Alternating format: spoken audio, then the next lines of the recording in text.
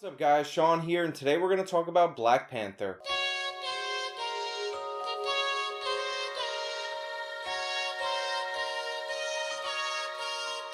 For those of you who don't know, Black Panther is the latest character to get his own movie in the Marvel Cinematic Universe. Now in general, I am a fan of the MCU. I think Marvel has figured out a system that no other studio has ever figured out. It's actually quite amazing how they continually produce quality movies and this all exists within the same universe. And considering the failure of Sony's Spider-Verse and the failure of the DC universe, it's not that easy to do. Now while I'd love to make a video on movies or the successes of Marvel, that's not why we're talking about Black Panther. We are a week away from this movie coming out and people are already losing their minds over it. Last week, some of my friends who don't follow politics and are not white, if you're a leftist out there, because you know, the race of the person matters, and they were telling me that they're seeing all over the media that if you don't like this movie, Black Panther, you're gonna be labeled a racist. And as crazy as that sounds, that's actually the way the left is treating this. And just to remind you, it's not like the movie came out or anything, and it's actually really good, and the people who are attacking it are actually racist, or they're attacking it in racist ways. The movie's not even out yet. But if you don't like this movie a week before it's out, 2 weeks before it's out, then you're a racist. That's the way the media is painting this. But honestly, if you've been watching this channel, this really shouldn't surprise you, because the mainstream leftist press is racist and they promote division within the country.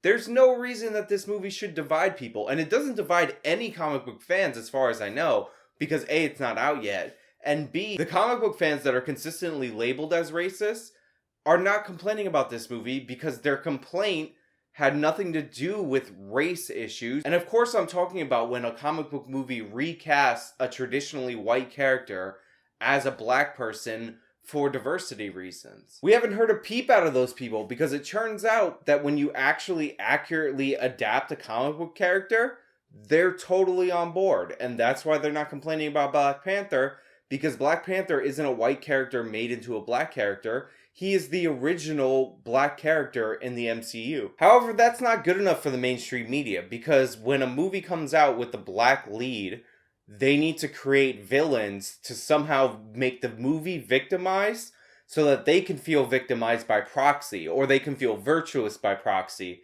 because they're defending a movie. A movie made by a corporation that isn't even out yet is already being defended because quote-unquote racists are attacking it, even though the only racist people who are talking about Black Panther are racists in the mainstream media and black people on Twitter. Now, there actually is one piece of criticism that is coming from, I guess, the alt-right, and it's also a point of praise from the left, and it's just completely inaccurate on both sides, and that's the idea that Black Panther, the character, somehow draws inspiration from Black Panthers, the organization. I know a lot of people on the left have trouble with linear time, but Black Panther, the character, actually predates the Black Panther movement. The character is also a king of a secret country in Africa, so I have no idea what the connection would be with a domestic terrorist group inside the United States.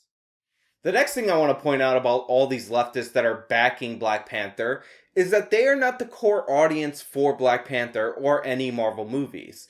Because you see in article after article that Black Panther is the first black-led superhero movie, which is just factually untrue. We heard the same thing about Wonder Woman. There have been superhero movies that were led by females before Wonder Woman, and there have been superhero movies, good superhero movies actually, that have been led by black characters before Black Panther. You have the Blade trilogy as an example. You have Steel, which starred Shaquille O'Neal and was completely disastrous. You have Spawn, which I actually liked, even though the special effects were not fucking what you needed to make that movie at the time the movie came out. So yeah, we actually have a long history of black-led superhero movies, and they're really not that controversial at this point. They weren't controversial in the 90s. They shouldn't be controversial in whatever current year is. But it just goes to show you that these SJWs that are alienating the general audience are not the people that can support a movie like Black Panther. Ironically, these people are the greatest enemy of a movie like Black Panther, because Hollywood does not sink hundreds of millions of dollars into a movie to appeal to a small minority of the American population. This movie is meant to appeal to the general audience, and it's meant to satisfy Marvel's core base of fans. Does Marvel want more Black Americans to show up to the theaters? Abso-freaking-lutely.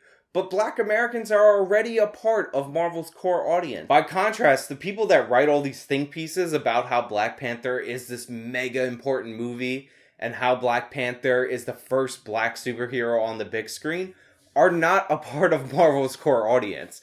Like, if you don't know about the Blade trilogy, chances are you're either way too young to remember it, or you're not a fan of this genre of film. If I was a left-wing nutcase, I'd say that you're participating in Black Erasure because Wesley Snipes fucking helmed that franchise, and it's one of the reasons why X-Men was made, which led to the modern superhero blockbuster. I mean, if you watch Blade, other than the dated CG, the movie holds up pretty good. And even though it's a hard R and most superhero movies are PG-13, a lot of the tone and the quips actually can be traced back to that movie. Like, that movie deserves a lot of credit for giving us what we have today.